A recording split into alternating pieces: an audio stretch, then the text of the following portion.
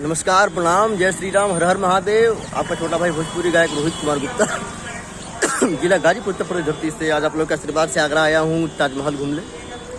और बहुत मन था, मैंने सिर्फ पढ़ा था इसको और आज मैंने हकीकत में देखने के लिए आया हूँ। मोहब्बत की निशानी है, अब देखते हैं क्या होता है।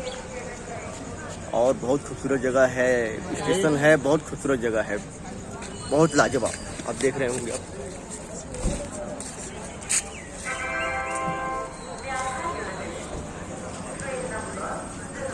बहुत अच्छा मौसम भी है, सुबह का मौसम भी बहुत जबरदस्त है।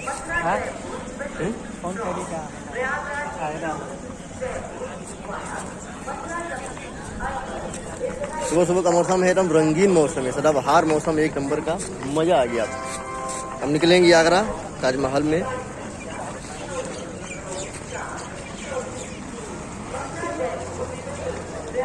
देखते हैं कैसे वो पकड़ा है।